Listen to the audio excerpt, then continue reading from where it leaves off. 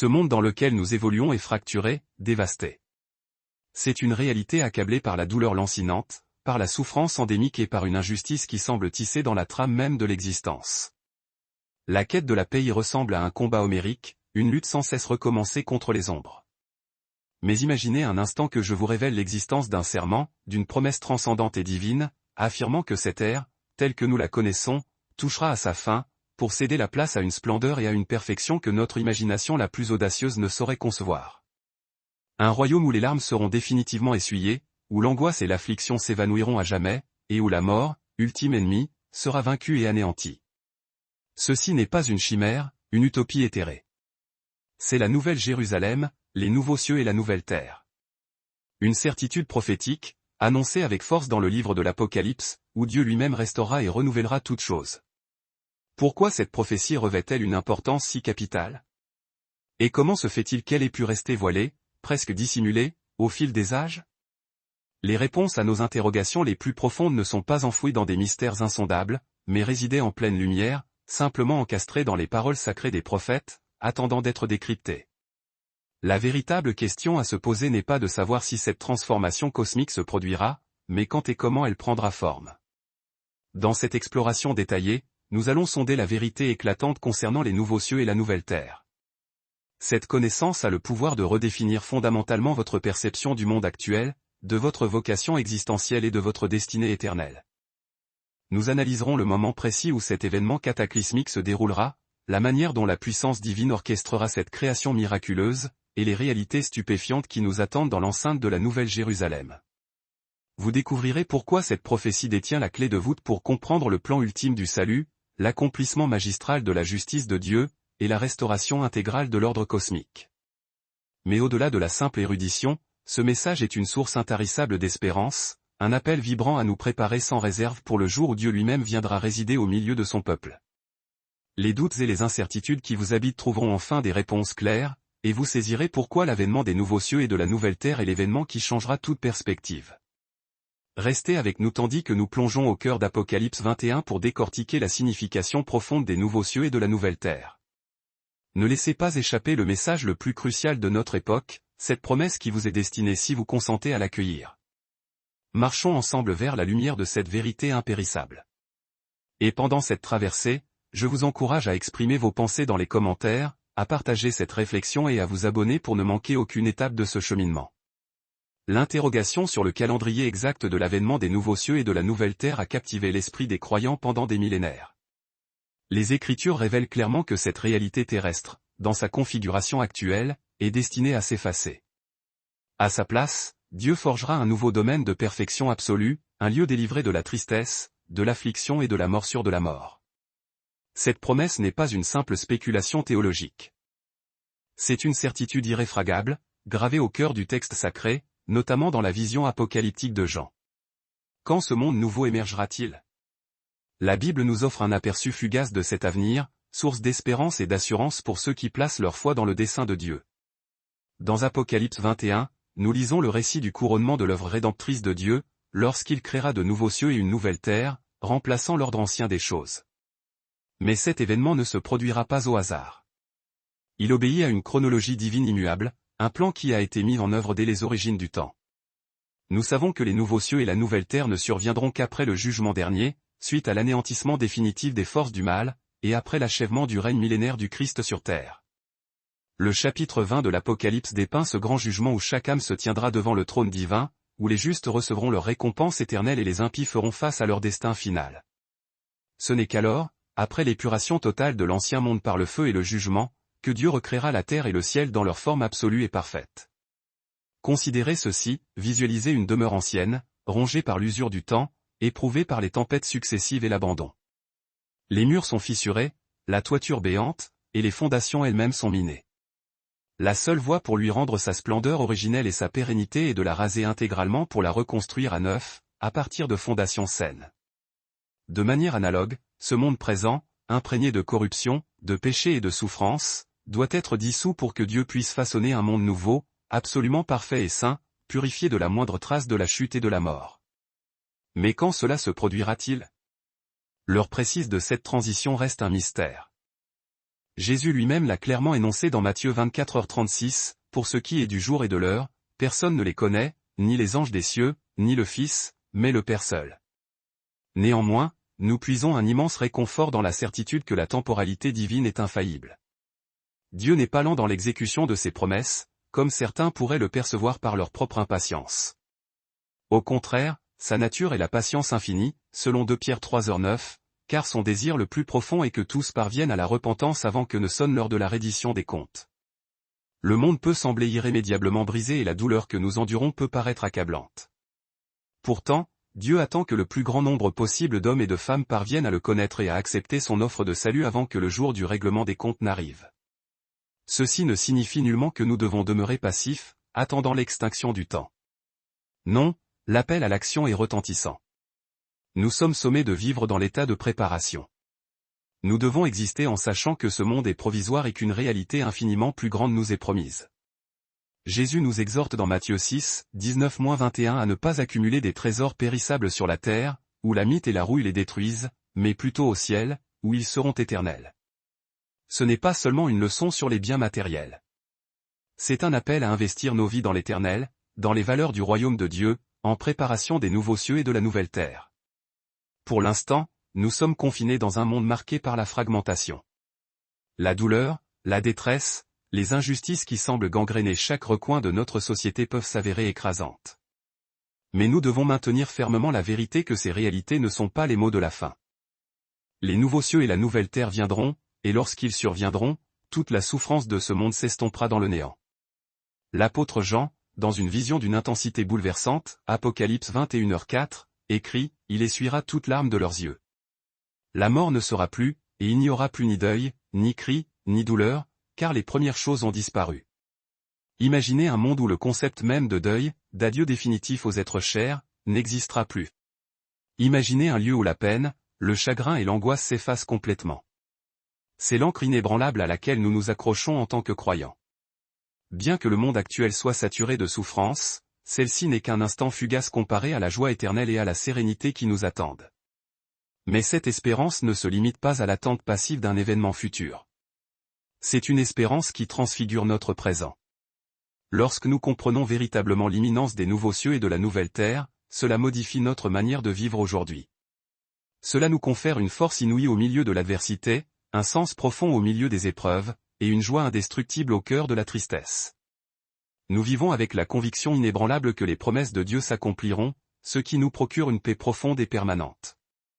Voici une leçon pratique, au milieu d'un monde qui semble se désagréger, nous avons l'opportunité de participer au processus de restauration dès maintenant. Comment? En vivant comme des citoyens du royaume de Dieu.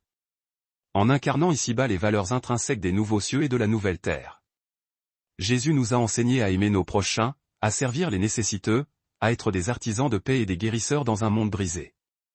Plus nous alignons nos vies sur le royaume de Dieu, plus nous parvenons à injecter un fragment du ciel sur la terre. Les nouveaux cieux et la nouvelle terre viendront, mais nous ignorons l'heure.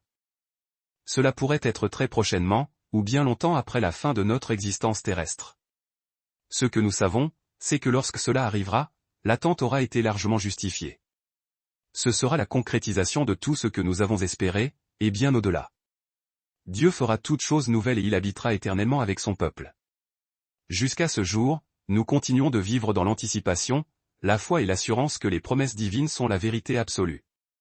En attendant l'accomplissement de cette prophétie, nous sommes appelés à rester fidèles, à être vigilants et à partager la bonne nouvelle du royaume avec autrui. Les nouveaux cieux et la nouvelle terre ne concernent pas uniquement notre salut individuel, mais la rédemption de l'intégralité de la création.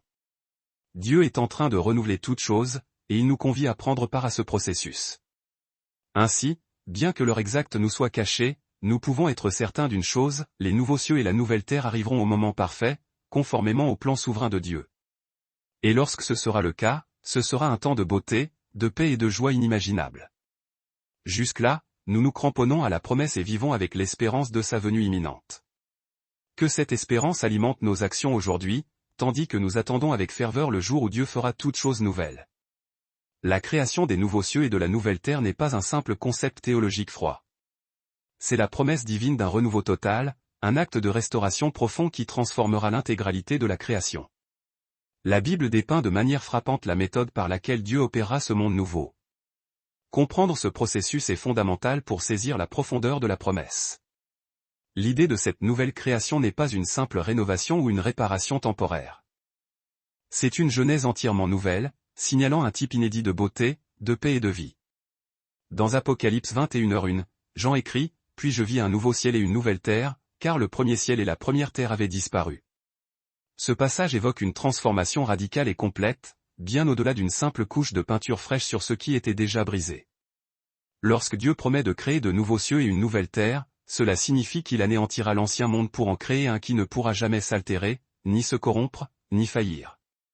Le monde ancien que nous connaissons est souillé par le péché, par la douleur et par la décadence inéluctable. Il est rempli d'injustice, de souffrance et de la fatalité de la mort. Chaque jour est un rappel constant que les choses ne sont pas comme elles devraient l'être. Du lever au coucher du soleil, la fracture de notre existence s'impose à nous. Mais voici la vérité consolatrice, ce monde de détresse et de désillusion n'est pas le mot de la fin prononcé par Dieu. Il n'est pas la conclusion de l'histoire. Dieu est à l'œuvre, et il est en train de faire toutes choses nouvelles. Le processus de cette création commence par Dieu lui-même. Il est crucial de comprendre que Dieu n'est pas une force lointaine observant de loin. Il est intimement impliqué dans ce processus de renouvellement.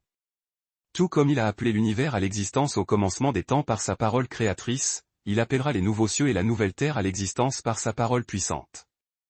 La parole prononcée de Dieu possède la puissance de générer la vie, d'ordonner le chaos, et de restaurer ce qui fut perdu. Mais comment cela se réalisera-t-il? La Bible révèle deux écoles de pensée principales qui s'affrontent parmi les théologiens concernant la nature exacte de cet événement. La première soutient que Dieu restaurera la terre actuelle, la purgeant du péché et de la corruption, à la manière de le raffiner par le feu.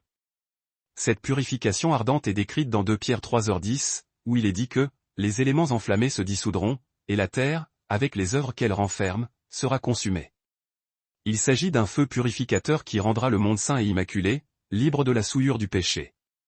Imaginez une pépite d'or façonnée par le creuset, purifiée jusqu'à ce que la moindre impureté disparaisse.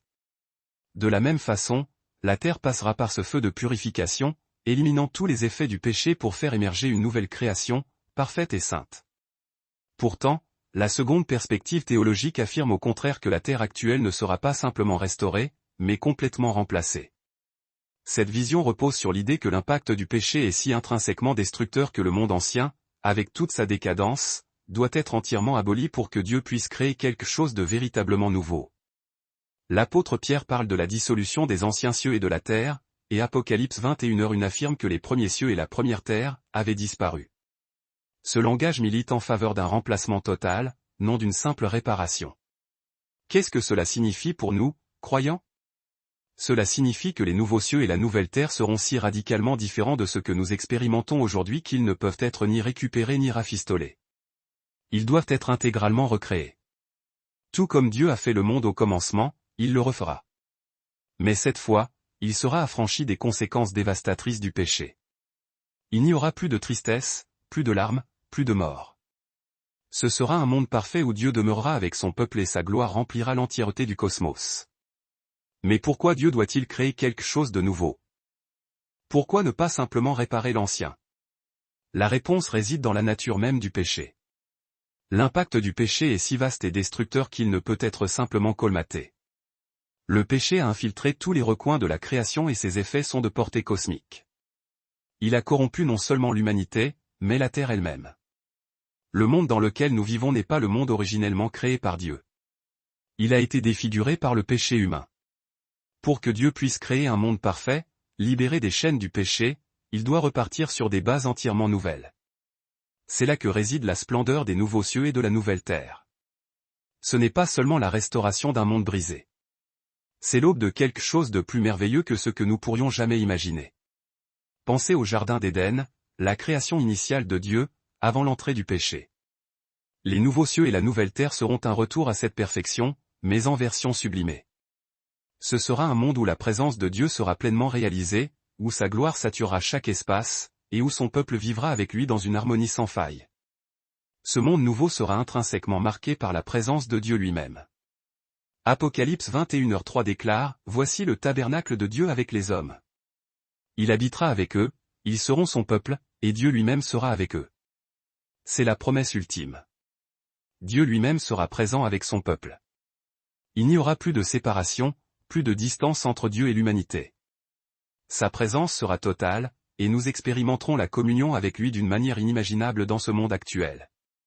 Mais cette transformation, cette création, n'est pas qu'un événement futur. C'est quelque chose qui commence dès aujourd'hui. En tant que croyants, nous sommes appelés à vivre comme des citoyens du royaume de Dieu. Même maintenant, le processus de renouvellement et de restauration commence dans nos cœurs lorsque nous permettons à Dieu de nous transformer à son image. Nous sommes appelés à vivre dans l'anticipation active des nouveaux cieux et de la nouvelle terre, à vivre comme si nous faisions déjà partie de cette nouvelle création. Cela implique de vivre dans la sainteté, dans l'espérance de ce qui vient, et avec la certitude que Dieu est en train de faire toutes choses nouvelles. Comment ces nouveaux cieux et cette nouvelle terre seront-ils créés? Par la parole souveraine de Dieu, par sa puissance divine et à son moment parfait. Il les rendra nouveaux, libres des effets du péché, remplis de sa gloire, et où il demeurera avec son peuple à jamais. Ce n'est pas seulement une espérance future. C'est une réalité présente pour ceux qui se confient en Christ. Même maintenant, nous faisons partie de cette nouvelle création tandis que Dieu œuvre dans nos vies pour nous transformer à sa ressemblance. Et un jour, lorsque le temps sera venu, Dieu fera toutes choses nouvelles et nous habiterons avec lui pour l'éternité dans les nouveaux cieux et la nouvelle terre. C'est la promesse à laquelle nous nous attachons, et c'est une promesse qui ne faillira jamais. Dans les nouveaux cieux et la nouvelle terre, 4 aspects sont si incroyables qu'ils défient toute imagination humaine. Ces vérités ne sont pas de simples promesses lointaines. Elles sont l'essence même de ce qui rend le royaume éternel de Dieu si beau, si guérisseur et si profondément réconfortant. Prenons un moment pour explorer ces 4 réalités remarquables, chacune nous rapprochant de la profondeur de ce qui nous attend en sa présence. La première, éblouissante, est l'avènement de la Nouvelle Jérusalem, la cité sainte, descendant du ciel vers la terre. Apocalypse 21h2 dépeint cette vision, et je vis descendre du ciel, d'auprès de Dieu, la ville sainte, la Nouvelle Jérusalem, préparée comme une épouse qui s'est parée pour son époux. Cette métaphore est puissante, la cité n'est pas seulement un lieu physique, c'est la manifestation concrète de la perfection et de la gloire de Dieu. Elle est décrite comme une épouse parée de beauté et de pureté, prête à s'unir à l'époux, Dieu lui-même. Elle sera une ville de paix indestructible, irradiant la gloire de Dieu à chaque coin de rue. Un lieu où tous ceux qui lui appartiennent trouveront leur demeure éternelle. La Nouvelle Jérusalem ne ressemblera à aucune ville que nous connaissons. Elle ne sera souillée ni par le crime, ni par l'injustice, ni par la corruption. Ce sera une cité où la justice parfaite de Dieu régnera et où sa gloire remplira chaque rue, chaque pièce et chaque cœur. Imaginez un lieu où toute préoccupation, toute peur et toute épreuve se fondront dans la lumière insoutenable de la présence divine. Telle est la cité que Dieu a préparée pour son peuple. Une cité qui ne sera jamais entachée par le péché ou l'obscurité. Deuxièmement, dans ce monde nouveau, la justice régnera sans partage. 2 Pierre 3h13 nous assure, nous attendons, selon sa promesse, de nouveaux cieux et une nouvelle terre, où la justice habitera. Il ne s'agit pas simplement d'un nouvel environnement. C'est la promesse que toutes choses seront rendues droites. Imaginez un monde où la justice n'est pas différée, où tout tort est réparé, et où la rectitude parfaite de Dieu gouverne l'univers entier. Dans les nouveaux cieux et la nouvelle terre, il n'y aura plus de souffrance, plus de douleur, plus de mal, parce que la justice de Dieu imprégnera chaque parcelle du monde.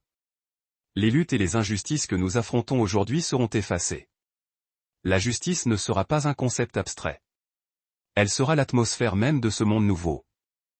Ce sera un lieu où personne ne fera de mal à autrui. Où il n'y aura plus de conflits, plus de haine, et plus de division. Cette justice émanera de Dieu lui-même. Dans les nouveaux cieux et la nouvelle terre, nous verrons Dieu face à face. Et il habitera avec son peuple. Ceci est la troisième réalité incroyable. Dieu sera avec nous. Apocalypse 21h3 déclare, « Voici le tabernacle de Dieu avec les hommes.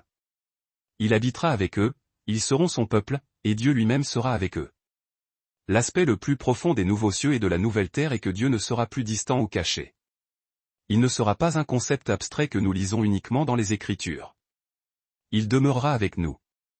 La présence de Dieu ne sera plus une chose que nous devons attendre ou désirer ardemment. Ce sera une chose que nous expérimenterons à chaque instant. Sa présence sera avec nous dans sa plénitude, non plus voilée, non plus séparée par le péché. Dans ce monde nouveau, la gloire de Dieu brillera intensément, et nous aurons une communion intime avec lui. Nous le verrons tel qu'il est et nous le connaîtrons profondément, au-delà de ce que nous pouvons même concevoir. Imaginez maintenant la joie profonde de vivre dans la présence constante et ininterrompue de Dieu. Chaque jour sera un jour passé à ses côtés, marchant dans la lumière de sa gloire. Goûter à la plénitude de son amour, à la profondeur insondable de sa paix et à la vérité éclatante de son être, des expériences qui dépassent de loin notre capacité de compréhension actuelle. C'est cela, la guérison suprême, l'achèvement de toute restauration.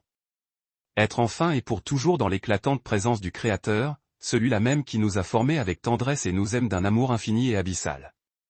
Dans ce monde rénové, Dieu établira sa demeure parmi les siens, et nous vivrons la relation la plus profonde, la plus intime et la plus pure que l'âme puisse désirer. Chaque instant, chaque souffle, sera saturé de sa paix inaltérable, enveloppé de son amour ardent et illuminé par une joie céleste et éternelle. En définitive, les nouveaux cieux et la nouvelle terre seront un sanctuaire où la mort, la douleur lancinante et le chagrin amer auront été définitivement bannis. L'Apocalypse, au chapitre 21, verset 4, nous offre cette promesse magnifique et inouïe, il essuiera toute larme de leurs yeux. Il n'y aura plus de mort, ni de deuil, ni de cris, ni de douleur, car les premières choses ont disparu. Ce verset est un écho puissant de la guérison que nous attendons tous. C'est là le salut ultime après lequel notre cœur soupire. La fin absolue de la souffrance. Dans ce monde nouveau et parfait, il n'y aura plus de maladies dévastatrices, plus de séparations douloureuses, plus de deuil écrasant ni de chagrin qui brise l'âme. Toute la peine que nous avons traversée dans cette existence terrestre sera effacée, anéantie par la main miséricordieuse de Dieu lui-même. La mort, cette grande ennemie qui nous hante, sera vaincue et n'existera plus. Jamais plus nous n'aurons à dire un adieu déchirant à ceux que nous chérissons, ni à porter le fardeau accablant de la perte. Arrêtez-vous un instant pour méditer sur cette réalité. Imaginez simplement vivre dans un univers où la mort est absente, où la maladie n'est qu'un lointain souvenir, où les larmes ont séché pour toujours. Chaque tristesse que vous avez connue, chaque blessure que vous avez ressentie, aura disparu dans un oubli éternel. Le lourd fardeau du chagrin que nous traînons péniblement au fil des jours sera définitivement ôté, remplacé par la joie inépuisable et triomphante de résider dans le monde parfait conçu par Dieu. Dans les nouveaux cieux et la nouvelle terre, le Créateur rétablira toutes choses dans son ordre initial et légitime. Il n'y aura plus de fragmentation, plus d'injustice criante, plus aucune trace de peur paralysante. Toute la création sera rendue à son état originel d'intégrité et de perfection, exactement comme Dieu l'avait voulu. Ces quatre vérités fondamentales, la Nouvelle Jérusalem, le règne de la justice divine, la présence manifeste de Dieu auprès des siens, et l'éradication de la souffrance ne sont pas de simples abstractions théologiques destinées à la méditation savante. Elles sont des garanties solennelles, des promesses inébranlables offertes à tous ceux qui placent leur confiance et leur foi en Christ. Ces promesses nous injectent une espérance vive, un réconfort puissant et un sentiment de paix profonde qui transcende les circonstances. Bien que nous progressions aujourd'hui dans un monde saturé de peines et de conflits incessants, nous pouvons nous accrocher fermement à l'espérance de ce qui est en route. Les nouveaux cieux et la nouvelle terre représentent l'accomplissement suprême, le couronnement de toutes les promesses divines, et ils sont la destination glorieuse de quiconque se confie en lui. Alors que nos regards sont tournés vers cet avenir magnifique, efforçons-nous de vivre imprégnés par l'espérance de ce qui vient.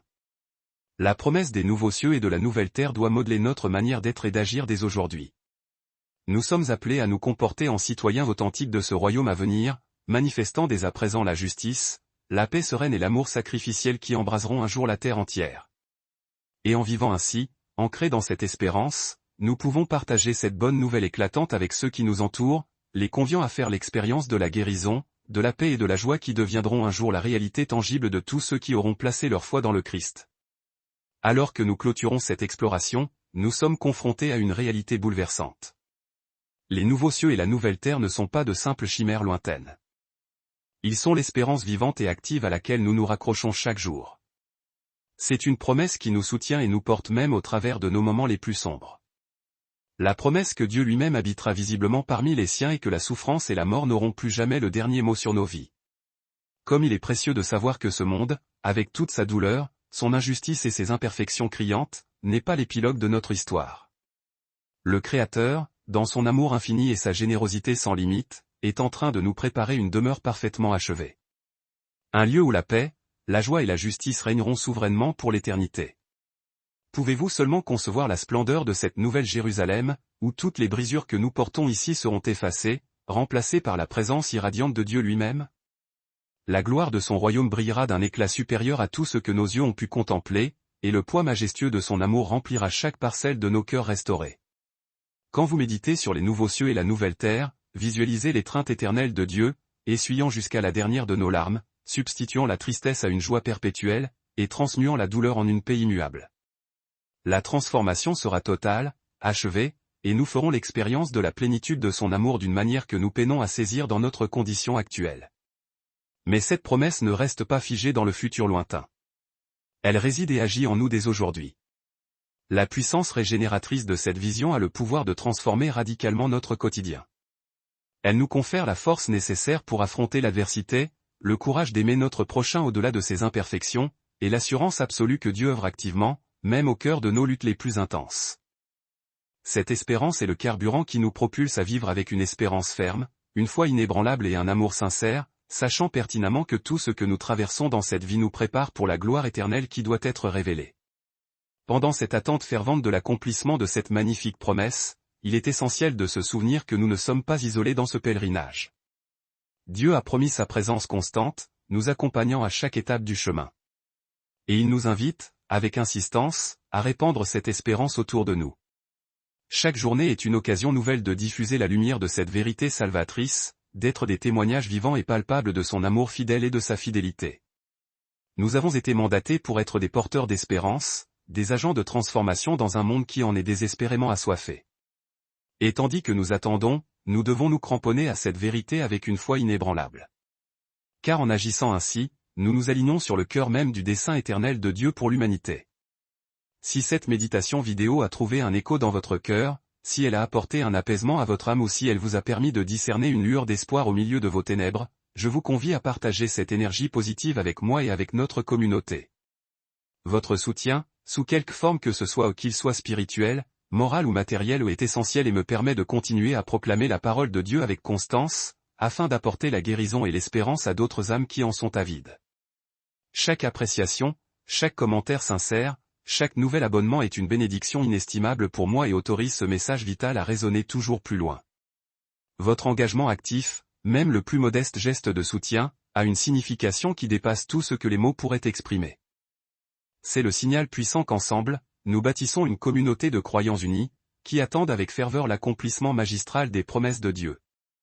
Je vous remercie du fond du cœur d'avoir cheminé spirituellement avec moi. Votre présence dans cet espace de partage est un cadeau précieux, et je vous en suis profondément reconnaissant. Tandis que nous nous quittons pour un temps, je vous exhorte à vous accrocher fermement à la vérité de ce qui nous attend, les nouveaux cieux et la nouvelle terre. Gardez votre cœur grand ouvert aux miracles et aux possibilités illimitées que Dieu peut opérer dans votre vie dès aujourd'hui, et sachez-le, le meilleur est toujours devant nous. Je me réjouis d'avance de poursuivre ce merveilleux voyage à vos côtés, tandis que nous grandissons ensemble dans la foi, l'espérance et l'amour. Merci infiniment d'avoir pris part à cette méditation. Que la grâce de Dieu vous bénisse abondamment.